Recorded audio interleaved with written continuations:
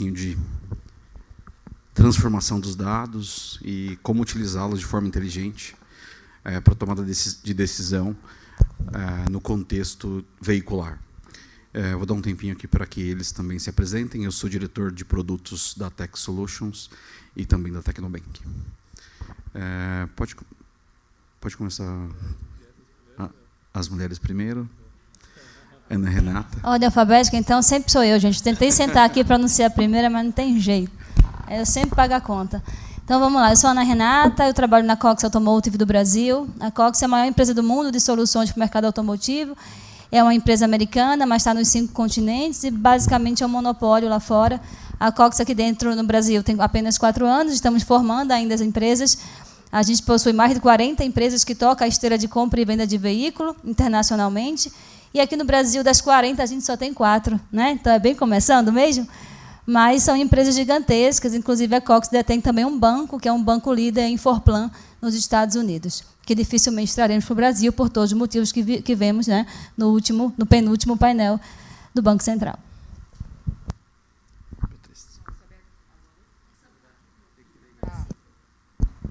Oi. Sou a Beatriz, trabalho na OLX. Acho que a gente está aqui para ser o último obstáculo para vocês antes do happy hour. Então, a gente vai ser breve, certo, Isaac? Vai ser tudo bem. Está todo mundo cansado, mas logo vem a cerveja e aí fica tudo ótimo de novo. Trabalho na OLX. A OLX é a terceira empresa em maior tráfego hoje no Brasil, né, de marketplace. E no mercado de automóveis, a gente tem mais de 1 milhão de carros sendo vendidos o tempo inteiro. Então, são muitos dados. Eu ouvi falar muito aqui de fraude. Fraude não era uma coisa que, em marketplace, a gente tratava tanto há algum tempo atrás, mas hoje também é uma das nossas principais pautas. Então, acho que a gente vai ter bastante para trocar aqui. Bom, boa noite. Meu nome é Pedro De Paula, eu sou o CEO fundador da Car Big Data.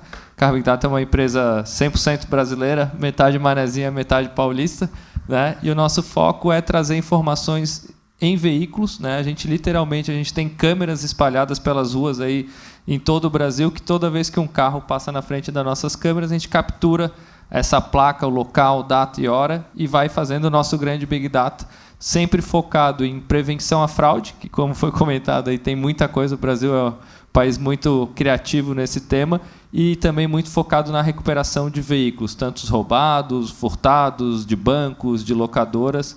Esse é o nosso core business.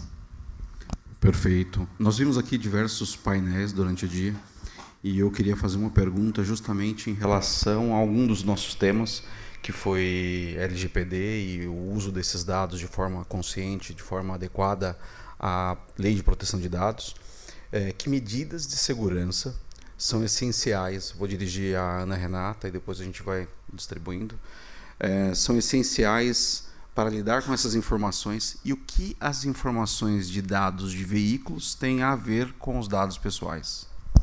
Olha, os dados de veículos são dados que chegam a uma identificação. Então, com a placa do veículo, você consegue chegar no nome Ana Renata. Né? E, evidentemente, assim como qualquer outro dado, é um dado sensível. É um dado que precisa ser protegido. Eu vou dar um exemplo. Semana passada, eu estava com uns gringos aqui, né? A Cox Automotive do Brasil responde para a Inglaterra, então, de vez em quando eu recebo, né, a ilustre presença, uma gentileza, né, desses gringos, né, passarem uma semana comigo aqui no Brasil, eu adoro. E a gente levou essas criaturas naquele Rosewood, sabe? Aquele negócio chique, para saber que o Brasil é rico, sabe? Então, a gente levou lá no restaurante e tal, e quando a gente saiu, eu peguei meu carro e ele falou assim, o valet custaria, sei lá, 90 e poucos reais, mas como você é cliente Porto Seguro, ficou 63. Eu disse, como é que você sabe que sou cliente de Porto Seguro? Porque eu chequei sua placa. Quem disse que eu queria que checasse minha placa? Então, de novo, é a mesma coisa. É tão sensível quanto qualquer outra opção religiosa, como qualquer opção sexual, como qualquer... Então, é um dado que precisa ser protegido tanto quanto qualquer outro, só que as pessoas banalizam. Né? A placa do meu carro não é algo que eu quero que seja consultada, porque ali chega a ser o meu CPF, que chega qualquer outro dado sobre mim, inclusive até uma escoragem de crédito que eu não quero que seja feita. Então, de novo, mas eu sempre acho que essa questão de dados, Isaac, ele é muito... Eu brinco sempre numa frase que eu acho que eu vou até tatuar, que é uma falsa sensação de segurança. Né? Então, o Pedro acabou de comentar que a empresa dele tem câmeras e que vai mapeando onde eu estou. E se eu entro num lugar indesejado, que eu não quero que ninguém saiba, e está lá o Pedro tirando foto de mim? Né? Então é isso, gente. Ninguém está seguro em lugar nenhum. Não é verdade? Ninguém está seguro em lugar nenhum. É uma falsa sensação de segurança. Então, eu sou a consumidora, eu finjo que estou protegida, o banco finge que me protege, o Banco Central fecha o olho. Gente, é isso. Em outras palavras, é isso. Foi falado aqui. Né? Então, o que eu quero dizer com tudo isso? Todo dado ele deveria ser preservado e apenas acionado com o meu consentimento. Mas se eu, a criatura, a cidadã, chego numa fila de supermercado, farmácia, qual o seu CPF? E eu digo, meu CPF, o dado mais sensível possível, que autoproteção eu tenho, gente? Nenhuma. Então, um dado de um carro, ele é tão sensível como qualquer outro. A Cox Automotive é obcecada por isso, por segurança do dado. Então, a gente é L2 da AWS, porque a gente, de fato, leva isso muito a sério. Mas o ser humano leva isso muito a sério? O brasileiro leva isso a sério? Pode ser que o europeu mais, o americano menos, o brasileiro zero. Não sei. Mas a gente está se acostumando ainda a isso. Né? Então, eu acho que todos os fóruns e os debates que passaram por aqui, que aprendi demais, viu, Melissa? Até agradeço demais o convite, eu estou aqui desde as 8, e eu escrevi todo o caderninho ali com informações que, para mim, são bem relevantes. De fato, o brasileiro está aprendendo a lidar com tudo isso e aprendendo os limites. Eu não sei qual é o limite. Eu não sei se naquele valet eu deveria processá-lo, sorrir, acenar ou fingir demência. Eu escolhi o terceiro, eu fingi demência.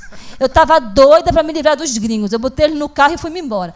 Mas ali é um processo. Né? Por quê? Quem disse a você? A gente não tem que consultar crédito, solicitar o SCR, que está dentro de que está estabelecido numa relação de correspondente bancário, loja, Banco Central. Por que ali ele se sentiu na liberdade de consultar a minha placa? Se eu fosse um inadimplente, não sou, viu, gente, pelo amor de Deus. Mas se eu fosse. Né? Então, assim, é isso. É tão sensível quanto qualquer outro, só que a gente não sabe lidar e a gente não sabe, nós, o cidadão, não sabe o limite de exigir essa segurança, essa privacidade. Perfeito, obrigado. Vou transferir a mesma pergunta para o Pedro, justamente para entender um pouco como que vocês trabalham e se, de fato, tem dados pessoais do seu lado ou não existe dados pessoais na forma que vocês tratam a informação. Não, perfeito. Eu concordo com a Renata nessa questão que a placa do carro ela é um dado passível aí de LGPD porque ela é identificável, apesar de não ser muito fácil de identificar, dado uma placa. Eu não conheço nenhuma fonte que eu possa ir lá digitar e saber que aquela placa é da Renata. Tem outros, tem uma série de outros caminhos que a pessoa tem que fazer, mas eu concordo que esse dado de placa, especificamente de veículo, usado talvez mais para uma linha de sales e marketing, como falou, pô, o cara me dá um desconto no valet, ou me oferece um produto, alguma coisa assim, eu também ficaria muito chateado, porque eu não autorizei. Por isso que o nosso dado, a gente sempre destaca que a gente usa muito na parte de prevenção à fraude e recuperação de ativos. E aí, o devedor, o fraudador, ele não tem que dar o consentimento. Porque senão o Brasil já é o rolo que é. Se a gente pedisse consentimento para checar informações de um possível fraudador, o Brasil já não vai muito rápido e ia parar. Né? Então, eu acho que tem esse ponto muito bem colocado quanto a placa é realmente um dado sensível, mas quando ela é utilizada, vamos dizer, para o bem, para recuperar um veículo, para prevenir uma fraude, ela, de acordo com a LGPD, nossa legislação, ela abre esse espaço. E até tem uns números muito interessantes. Por hora no Brasil, então no final dessa palestra aqui, desse bate-papo, são 40 veículos que são roubados e furtados toda hora no Brasil. Então, no final do mês, a gente tem 30 mil carros roubados no Brasil. Desses 30 mil, só 25% são recuperados. O resto some. É uma fraude estimada em 4... Não fraude, né? Mas um prejuízo estimado em 4 bilhões de reais por mês. Esse carro é do cara que tem seguro da Porto, que vai ser reembolsado. É o cara que financiou o carro no Itaú e vai ter que continuar pagando. É um carro de uma Localiza. Então, os nossos dados, especificamente falando de Car Big Data, eles são muito utilizados nessa parte de prevenção, numa linha mais de defesa e nunca para essa linha, vamos dizer, de ajudar a vender mais. Né? Mas eu acho que concordo com a Renata, essa questão a placa é um dado muito correlacionado ao CPF, vamos dizer assim. Perfeito, Pedro. Ele está garantindo para você que ele não sabe quem é você, mas ele sabe onde Se o seu carro aparecer minha anda. cara em algum jornal, alguém vai morrer. Eu ia falar, a gente focou em botar câmeras em locais muito pessoais aí em São Paulo, viu, pessoal? Fiquem atentos. E em cima do mesmo contexto, para a gente finalizar, Beatriz, dentro do OLX, como é tratado? Porque ali você tem, falando de veículos, você tem o comprador, aquela pessoa que supostamente está interessada em comprar um veículo, e você tem o vendedor, que está tentando vender um veículo, que ou supostamente está vendendo um veículo.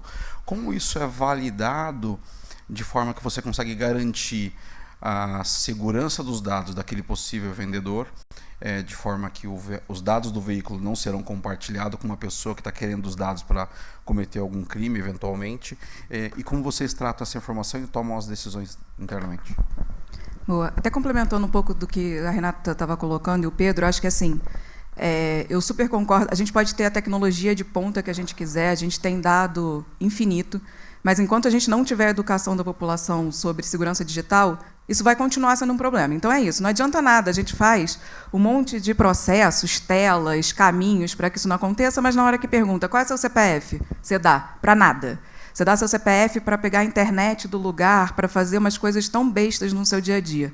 Teve um caso no Facebook, há um tempo atrás, não sei se vocês acompanharam, mas era para tirar uma foto frente e verso do seu cartão de crédito, com o seu nome, seu CPF, seu endereço, porque eles iam mandar para você um cartão com um Avengers. Seu cartão agora ia ser cartão Avengers. E era uma thread infinita no Facebook. Então é isso, as pessoas dão os seus dados.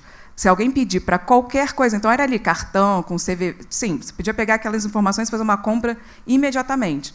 E aí a pessoa fala, nossa, mas eu fui lesada. Mas ela entendeu também o que é? O que é um dado sensível? A gente fala aqui de dado sensível. A placa é um dado sensível. Telefone é um dado sensível? Para a LGPD é. Se você perguntar para qualquer um na rua se daria o telefone para qualquer coisa, alguém vai dizer não? Ninguém. A gente já fez N pesquisas no OLX para tentar entender o que o usuário entende, o que não entende. Quando começa em CPF, tem ali uma meia dúzia que dizem que não.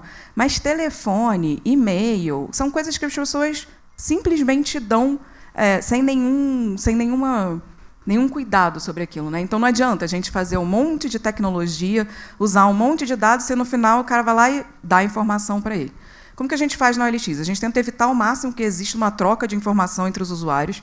A gente já trabalha tanto do ponto de vista da tecnologia, né? Então, mandou uma informação, a gente suspeita dos seus dados, então a gente tem fluxos diferentes para usuários diferentes, então a maioria de vocês provavelmente sempre vai experimentar um fluxo muito normal, com pouca fricção, mas os usuários que têm um comportamento que a gente entende como estranhos, a gente coloca num outro caminho, num caminho em que eu peço muito mais informação para eles.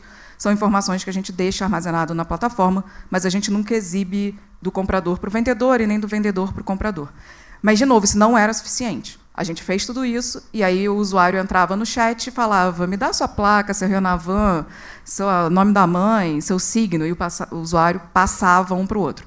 Então, o que a gente fez foi também, dentro da nossa plataforma, enquanto o usuário está negociando, a gente está olhando aquilo o tempo inteiro, né? Então, enfim, é uma informação rastreada dentro da plataforma, e a gente foi desenvolvendo algoritmos para entender o que era aquela conversa e começar a falar, não sei porque, não dá seu telefone, o seu telefone é um dado sensível, cuidado, a gente não pede essa informação, por que o vendedor ou o comprador estão pedindo?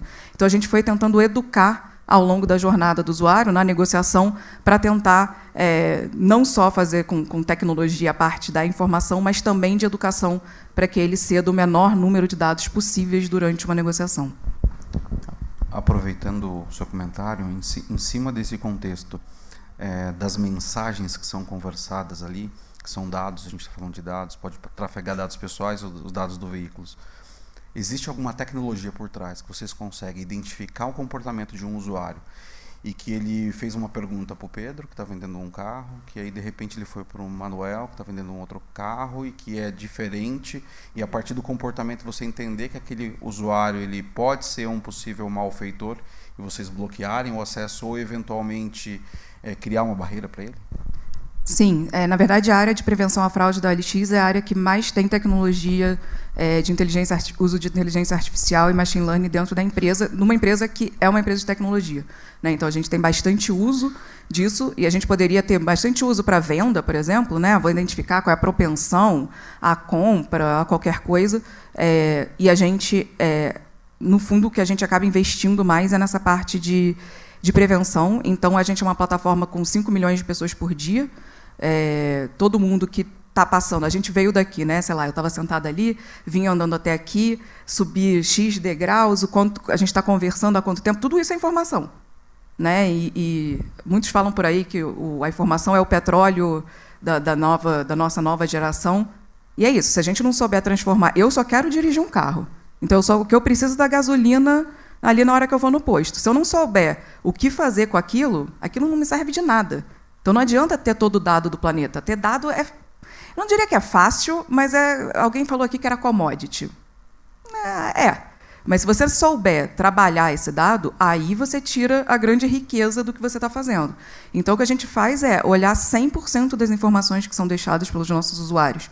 Sejam elas declaradas, então, eu disse qual é o meu telefone, aonde eu moro, e sei lá, meu CPF, mas a gente olha também todo o comportamento. Então, quanto tempo você demora para fazer um anúncio? Quantos chats você abre? Você abre chat? Você vê muito telefone? E a gente vai tentando identificar quem é o comportamento do fraudador e quem é o comportamento do idôneo. E aí a gente vai clusterizando esses comportamentos. Então, o comportamento do fraudador é um comportamento que a gente consegue identificar ali e conseguir ter uma assertividade bastante boa de identificar quem tem um mau uso da plataforma. Os nossos algoritmos, a gente já concorreu, inclusive, lá fora, né? A OLX é uma empresa de grupos internacionais e tem uma premiação anual, e a gente foi ganhador da premiação anual com o algoritmo de fraude, porque, infelizmente, o Brasil é o segundo país em maior fraude, a gente tem que ser muito criativo, então os nossos modelos também precisam reagir numa velocidade muito grande, né? Não basta... Você faz um modelo, a gente fazia muito, propensão, todo mundo calculando ali e o que a gente ia achar, mas eles mudam. Lançou o Pix, mudou a fraude. A fraude era uma e a fraude virou outra. E a gente está sempre um passo atrás. Eu queria estar sempre na frente, mas a verdade é que eu estou sempre atrás. E aí o negócio é quão rápido você é para reagir. Então, a gente tem que reagir muito rápido. E aí eu acho que os modelos hoje, a tecnologia hoje, nos permite fazer essa reeducação dos modelos o tempo inteiro, né? Sem precisar de um input humano. Então, não sei se eu respondi exatamente o que você queria. Perfeito, ótimo.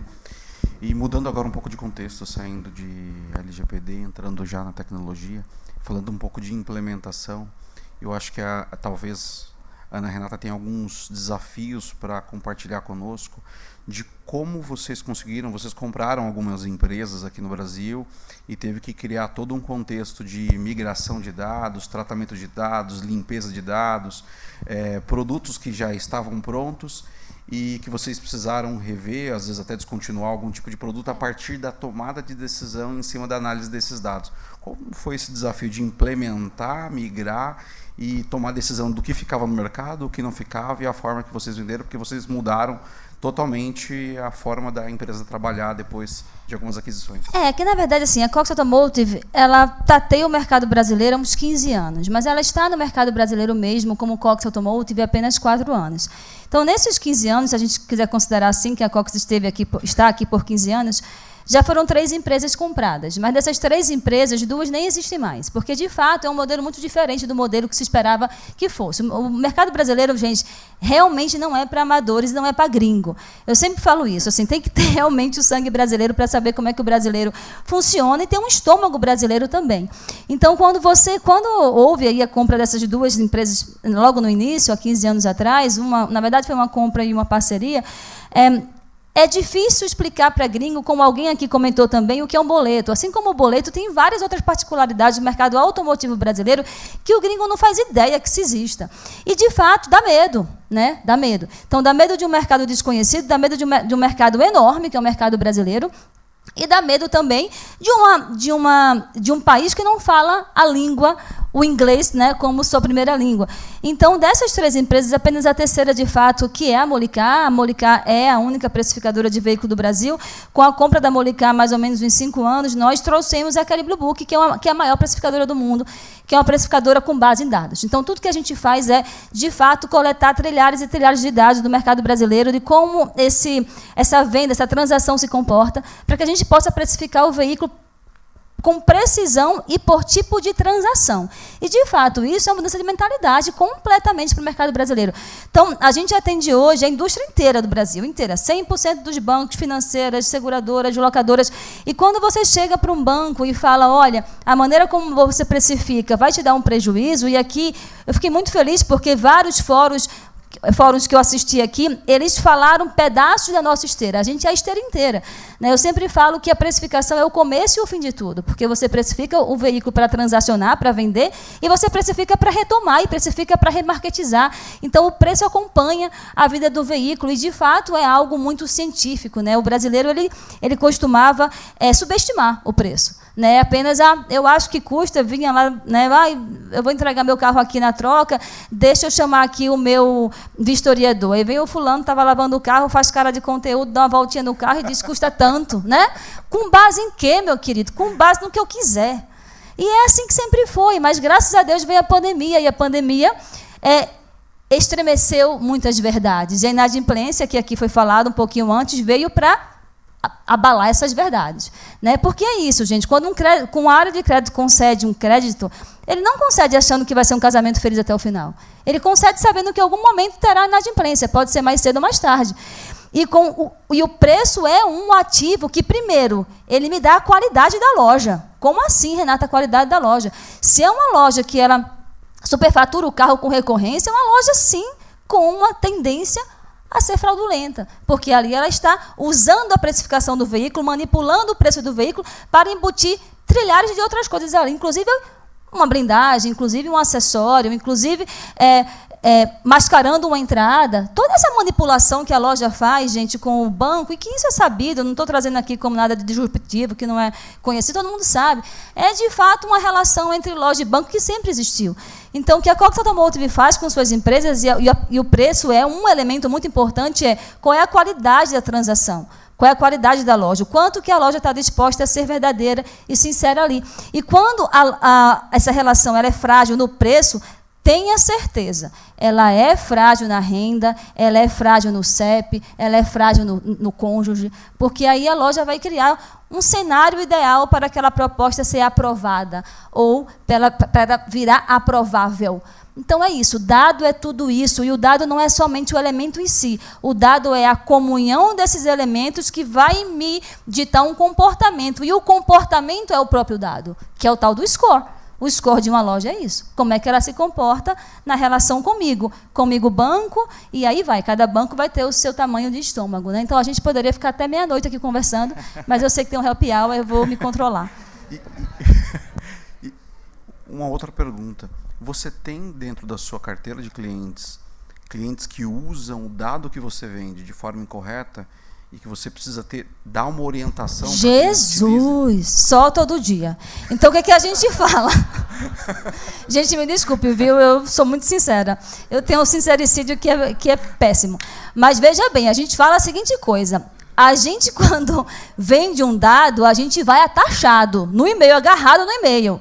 Porque aquele fulano vai pegar aquele calhamaço de informação e ele não sabe o que fazer com aquilo. Eu vou dar um exemplo de uma montadora. Não vou dizer o nome, nem sobre tortura. Eu não bebo, então nem bêbada eu vou ficar no happy hour. Então, o que acontece? Essa montadora falou assim para mim, Renata, eu preciso comprar a sua base histórica de 5 anos. Eu falei, Cordeiro de Deus, o que será que ela vai fazer com isso? Eu digo, olha, tudo bem, é vendável, mas o que você precisa com isso? Não, é que eu vou lançar uma empresa X, que eu também não vou dizer o nome, e eu quero criar aqui um núcleo de estudo para valor residual. Valor residual é uma coisa extremamente delicada para ser feita. Ela é totalmente temporal, ao contrário do que se acham que ela é atemporal, não é. E quanto mais preciso, mais elemento você usar num cálculo de valor residual, mais temporal ele é, porque ali é alimentado com uma série de índices e de comportamentos do mercado econômico, político e assim vai. Bem, e aí eu falei, perfeitamente, mas veja bem, eu acho que não vale a pena você contratar essa base de 5 anos. Deixa eu te ajudar a fazer o estudo de valor residual. Não. Eu vou trazer uma pessoa que vem de Marte. E essa pessoa que vem de Marte, ele vai dar 3 saltos, fazer 3 perim-pim-pim e vai sair o valor residual. Tá bom, chegou o marciano. Chegou o marciano e eu disse, querido... Não, essa história foi muito grande. Querido, está aqui a base. Aí ele falou assim, eu não sei o que fazer com isso. Eu falei, né, bingo corporativo, que tem várias palavras que eu sei que eu vou ouvir no meu call. Bingo. E aí ele falou, posso ficar 1 semana aí dentro da Cox para aprender a mexer nos dados? Eu falei, você pode ficar aqui o tempo que você quiser, meu querido, virar CLT. Só que eu não vou te passar de jeito nenhum a fórmula do valor residual. Porque a fórmula, ela é da Cox Automotive. Você comprou o dado, não a composição dele. A receita para aquilo chegar. E aí ele ficou 1 semana lá, eu botei meus umpa-lumpas para avisar, ajudar, não sei o quê. O camarada falou assim, o CEO, Renata, eu vou lançar essa empresa daqui a 15 dias. Sim, perfeitamente. E agora? Agora eu vou pegar os umpa-lumpas e vou fazer trabalhar por 15 dias, de segunda a segunda, para te entregar os valores residuais e você lançar a sua empresa.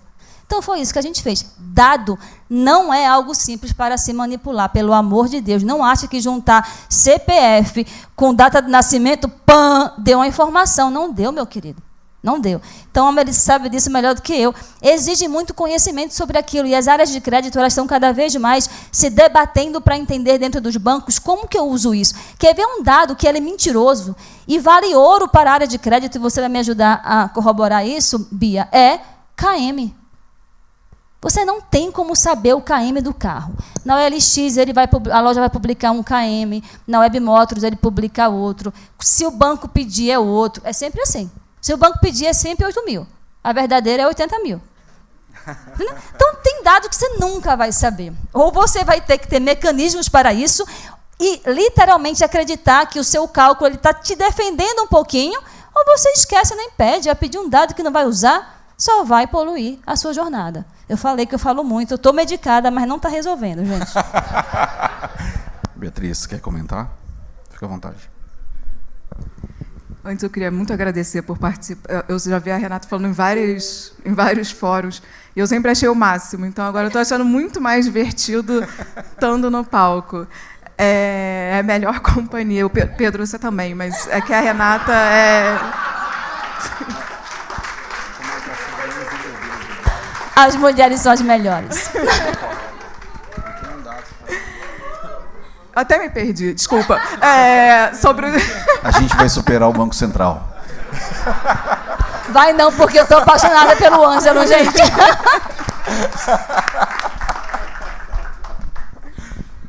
Qual era a pergunta?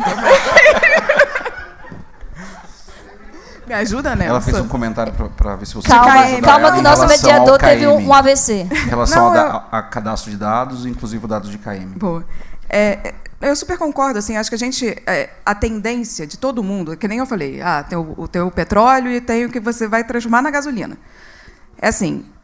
Do que adianta você fazer um form gigantesco para um usuário, que ele tem que preencher um monte de informação e você não faz a menor ideia se aquelas informações são verdadeiras ou não. E se elas vão ser usadas para alguma coisa ou não.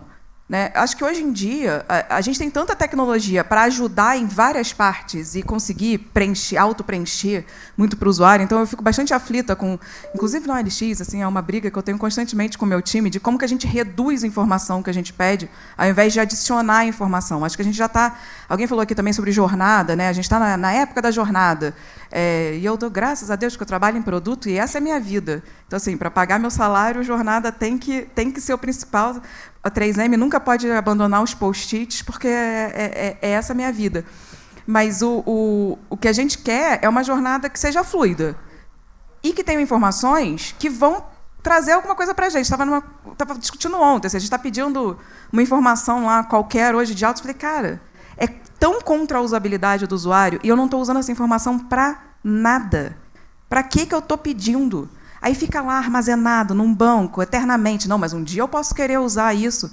E aí o que a Renata falou assim, é tudo tão rápido que a informação de 2 meses atrás, para a fraude, por exemplo, não serve para mais nada. A fraude já mudou. A gente já fechou aquela porta, o cara já entendeu que a gente fechou a porta, e ou ele foi para o vizinho, porque tem muito isso no marketplace, né? A gente aumenta o muro, o vizinho aumenta 2 centímetros o muro, o fraudador vai para o próximo, aumenta mais 2 centímetros. É uma luta de quem está subindo mais esse muro. Até, a gente não tinha nem combinado sobre isso, mas acho que uma coisa interessante a gente realmente acredita que fraude não tem concorrência no mercado de marketplace, né? A gente tem bastante contato com todos os marketplaces, a gente discute semanalmente o que está acontecendo, o que você está vendo, o que você não está vendo, e a gente lançou essa semana, agora mesmo, ontem, hoje é terça, né? Ontem, a Semana de Segurança, a 3ª edição da Semana de Segurança Digital, que é uma iniciativa para a educação, em que a gente pega um monte de player do mercado que está interessado em falar sobre o tema e fala sobre o tema. Então, vamos falar abertamente sobre isso, vamos discutir, vamos pautar essa discussão. Os fraudadores, eles conversam o tempo inteiro. A Deep Web é uma conversa eterna. O Discord é usado, que a gente vê aí no Fantástico, para umas coisas bem absurdas e bizarras, mas ele é usado o tempo inteiro pelos fraudadores para trocar informação. A gente também precisa trocar informação. Essa coisa de o meu bolo, eu vou defender aqui o meu circuito, não é mais suficiente. A gente não vai conseguir sair do outro lado. A gente vai perder esse jogo se a gente não colaborar entre a gente. Então, estamos aqui com a Cox, né, Renata? Mas gostando do Pedro também, tudo bem. Até fazendo um comentário antes do Pedro complementar, nós fizemos uma viagem recente ao Vale do Silício e uma das experiências que nós tivemos lá é o compartilhamento de informação entre as empresas. Eles sentam num evento, eles montam um evento entre eles. Eles não se veem como concorrentes, eles se veem como empresas que precisam melhorar o processo interno e que eles vão se ajudar e construir juntos, cada um da sua forma, mas eles compartilham dados entre eles. Às vezes não é um dado, mas é uma ideia ou algo que eles vão construir em conjunto. Acho que isso é bem válido. E o que vocês estão fazendo está dentro de um conceito do Vale do Silício. Pode comentar, Pedro. Bom, fica até difícil depois essa dupla aqui, né?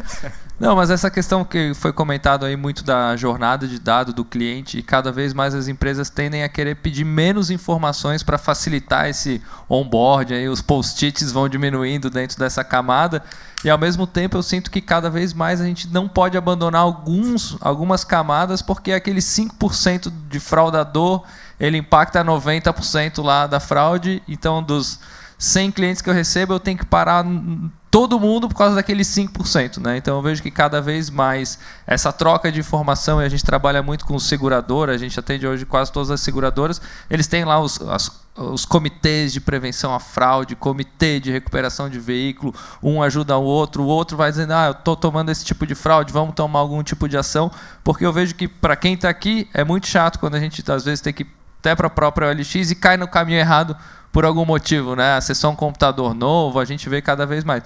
Então, eu acho que a gente fica bem nessa linha tênue entre pedir muita informação e ter um onboard muito travado, onde o cliente vai para o concorrente, ou ao mesmo tempo abrir a peneira e o cara, o fraudador, eles se falam, né? Eu acho que isso é uma coisa muito interessante. Eu falo muito para os nossos clientes quando a gente pega uma fraude, 2 tipos, né? Tem o fraudador de oportunidade, aquela pessoa que viu uma oportunidade, e tem o fraudador que, cara, ele desenhou aquele desenho e tem um efeito moral, né? A hora que eu acho que a OLX, a Cox, pega uma fraude e nega um pagamento ou faz uma investigação, eles vão lá no grupo e falam, pessoal, aquela fraude do sorteio lá na OLX não está passando mais, e o fraudador ele não muda de profissão, né? Ele vai achar a próxima fraude, ele vai achar o próximo muro baixo, mas eu acho que a gente hoje fica muito nessa linha tênue aí das empresas de liberar a entrada para ter uma melhor experiência ou baixar. Tem um cliente nosso que foi bem interessante, que ele fazia o refinanciamento de veículo e tem um momento que é o mais chato, que ele fala, seus dados estão ok, passa ali na pró-escola, seu crédito está ok, agora tira foto do seu veículo. Aí o cara, o meu carro não está aqui, está longe, está não sei o quê. E aí ele passava pela Big Data, que a gente tem essas fotos para liberar o crédito. Ele conseguia converter 25% mais a venda quando ele tirava essa grande etapa, só que de certa forma eu tiro essa etapa, mas eu estou vendo o veículo. Eu não estou tomando esse risco. Porque quando ele tirava essa etapa sem ver o veículo, o fraudador deitava e rolava em cima dele, né? Então, acho que essa linha tênue aí entre melhorar o onboard nosso dos clientes, os bons clientes aí, os não fraudadores versus ter que parar todo mundo por causa desses 5% que impactam todo mundo. Acho que esse é o nosso grande desafio. E eles estão sempre atentos, né? Diminuiu o muro, aumentou o muro, vai para um lado, volta para o outro e assim por diante. Bom, a próxima pergunta eu vou direcionar para o Pedro. Agora eu vou falar sozinho também. Vai. Quanto tempo falta aí que eu vou cronometrar? 5 minutos só eu agora. Coisa linda. Só 5? Pô, passou tão rápido, 20 minutos. Então, perfeito. Dentro do seu contexto hoje, que tipo de resultados você tem gerado para os seus clientes, que você pode mencionar para a gente em questão de redução de tempo, redução de custo, aumento da captura de veículos, que o fórum anterior falou um pouco de recuperação da garantia, recuperação de crédito, como você consegue trazer eficiência aos seus clientes ou até mesmo no conceito de seguro? Pode ficar à vontade em cima do... Não, perfeito. Bom, a gente tem vários use cases aí, como foi comentado, o Brasil é o segundo maior país em questão de fraude aí do mundo. A gente tem ajudado muito, que é um dos nossos principais focos, é auxiliar na recuperação de veículos, né? Como eu comentei lá, principalmente veículo roubado. Então, são 30 mil veículos que são roubados todo mês. Desses 30 mil, 30% tem seguro, né? Então, quer dizer, são 10 mil carros que têm seguro que as nossas 15, 20 maiores seguradoras do Brasil estão procurando. E hoje elas procuram com pouca tecnologia. Eu falo que eles estão na prancheta. Literalmente tem um carinha na rua, o caçador de carro, que olha aquele carro, vê a porta meio estranha, aí ele entra em contato, manda no grupo do WhatsApp, aí chama um agente, chama um 90, pega o carro. E hoje, para vocês terem ideia, só 3.500 carros são recuperados desses 10 mil. Então, a seguradora tem que indenizar aí 6, 7 mil carros todo mês, com ticket médio de 50, 55 mil reais. E isso faz com que todo o nosso seguro, com exceção da Renata, que é o seguro mais barato da Porto Seguro, né? Ganhar desconto, seja muito alto. Por isso que o Brasil hoje tem pouca gente que tem seguro, por não ser obrigatório. Então, hoje o nosso foco realmente está nessa parte de recuperação de ativos e prevenção à fraude. Mas o nosso principal aí é essa recuperação dos carros. Então, a gente tem cases super legais aí com várias seguradoras. É uma mudança de paradigma. É municiar o cara que está na ponta aí procurando o carro com mais tecnologia, tirar a prancheta dele, botar uma inteligência, alertas e outros tipos de tecnologias que a gente vem investindo aí. E tem uns cases muito interessantes. No primeiro trimestre desse ano, só em uma seguradora a gente ajudou a recuperar mais de 21 milhões de reais em veículos, né? Teve um mês que foram mais de 350 carros recuperados com essas tecnologias que a gente tem, que eu brinco, as nossas câmeras elas são muito focadas aí do bem, né? Porque é para tentar achar o cara que realmente perdeu o carro. E o nosso sonho grande aí é tentar começar a ajudar as pessoas que não têm seguro, né? Hoje a gente procura quem tem seguro porque alguém tem que pagar a conta, né? A gente vai nessas grandes seguradoras, tem muito dinheiro, a gente tenta pegar um pedacinho desse dinheiro para a gente. Mas e as pessoas que não têm seguro e perdem o carro todo dia, né? Então esse é um sonho grande que a gente tem aí também para tentar ajudar um pouco do Brasil. E para finalizar, porque o tempo já foi, eu vou pedir para que cada um deixe os seus contatos e deixe uma mensagem relacionada. Se você não tem dado na sua empresa, o que pode ser de você sem análise de dado? O que as empresas que estão aqui sem o uso de dado, o que pode acontecer com eles? Porque a gente já percebeu que o resultado o resultado das empresas hoje em dia é baseado em dado, a gestão é baseada em dado. Não é só CEO ou líderes que têm que ter acesso ao dado, mas tem que ser de forma linear para a corporação inteira, até a parte de atendimento. Pode ir, Ana Renata. Não vou deixar meus contatos porque isso é dado sensível. Mas, bem, gente, eu estou na boca do povo, então meu celular toca mais do que o orelhão do interior. Acho que todo mundo tem meu celular, é só pedir. É puxado. Meu LinkedIn... E tu ainda tem telefone? Hã? E tu ainda tem orelhão? Tem desse tamanho, né? Eu fui lá um dia desse, aí eu vi isso. Então, quem quiser meu contato, todo mundo tem. Pode ser compartilhado e meu LinkedIn também. Mas eu não acho que exista empresa sem dado. Existe empresa que não sabe trabalhar o dado. Até um posto de gasolina, até um posto, não foi até ruim, até uma borracharia tem dado. Né? Porque quantos e quantos carros passam ali, quantos cartões de crédito são pagos ali, quantos CPFs passam ali. Eu acho que existem empresas desinteressadas nesses dados, primeiro porque não sabem o que fazer, e segundo porque tem medo, gente, porque eu acho que a LGPD assustou muita empresa. Né? De novo, eu estou na Cox há 4 anos, mas o meu background é banco, eu venho de 4 bancos por muitos anos, e até os bancos a LGPD assustou. Né? A gente teve agora, se eu não estou muito louca, há 2 meses a primeira intervenção, né? A primeira punição de uma empresa pequena. Né? E eu acho que a intenção não é punir, mas realmente a intenção é educar. Então, eu acho que, de novo, não existe empresa sem dado, eu acho que tem que sentar e ali pensar quais são os dados aos quais você tem acesso e quais são os dados que você precisa complementar. E, para isso, tem birôs super eficientes que podem complementar esses dados. E, de novo, gente, um dado, para você saber e analisar bem aquele cliente, você não precisa saber tudo sobre ele, como falou a Bia. Você precisa saber 2 ou 3 informações que, juntando, dá a famosa similaridade que chega até aquele cidadão. Mas é claro que vários desses dados eles são mutáveis. O seu CEP é mutável, o seu celular é mutável, seu CPF não deveria ser. Se for, é fraude, hein, gente? Mas qualquer outra coisa é mutável. Então, são dados perecíveis. Né? Então, eu moro nesse CEP hoje, amanhã eu posso mudar para outro. Mas, e por isso que os birôs são tão obcecados por atualização. E por isso que a indústria como toda, eu vou falar sobre a indústria automotiva, e aí entra a indústria financeira, né, seguradoras, locadores, são tão obcecadas também por dados, porque o dado se transforma em venda. Mas, enfim, parei, que são 30 segundos, né? A seguir cenas para os próximos capítulos, gente. Bom, eu vou deixar meu dado só de LinkedIn, porque o resto é só sobre o Flamengo. Então, acho que se vocês quiserem saber sobre o Flamengo, vocês podem me acompanhar na rede pessoal. Se não, é no LinkedIn que tem alguma coisa que eu acho que presta mais a outra parte. Mas, enfim, é Beatriz Soares no LinkedIn. Eu concordo com a Renata, assim, eu acho que não tem empresa que não tem dado. Camelô, a borracharia não, eu acho que o camelô tem dado.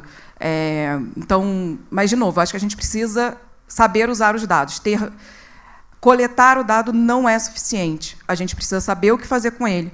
E a gente precisa fazer isso com precisão. A gente tem que parar de pedir informação que a gente não usa. A gente precisa começar a pedir as informações que a gente usa e fazer isso de forma estratégica. Não é qualquer um que faz, não é de uma forma... Não são coisas simples, né? É uma coisa que a gente precisa de investimento, precisa de pessoas. A máquina... Eu trabalho com N modelos de machine learning. Assim, eu não vejo a máquina substituindo o homem. Né? O homem tem que estar ali. É a gente que vai fazer aquele negócio funcionar para o que a gente precisa. Então, para isso, a gente precisa de pessoas boas fazendo isso pela gente. E, só por último, eu sei que não foi essa a pergunta, mas eu acho que a gente não pode deixar de trabalhar na educação dos nossos usuários. Não acreditem que todos conhecem, a maior parte dos brasileiros não conhece como se proteger. Eles estão ali atrás da tela do computador e acham que isso é suficiente, né, do celular para estar protegido. Não é. Como que a gente, como empresas, a gente tem essa responsabilidade? Como é que a gente ajuda na educação desse mercado? Como é que a gente faz a nossa parte e melhora o mercado online no Brasil inteiro? Bom, concordo aí 100%, as duas falam muito bem, eu fico só dando ok aqui, né, Isaac? Ficou fácil aqui.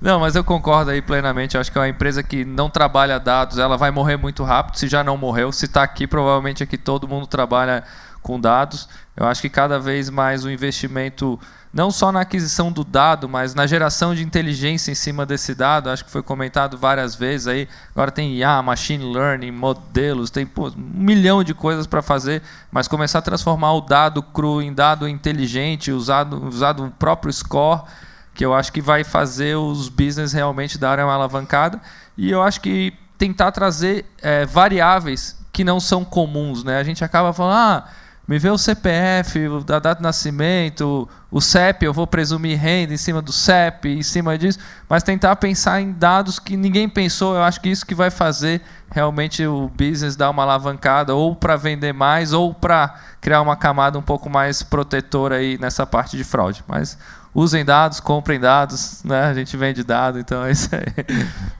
Obrigado, pessoal. Encerramos.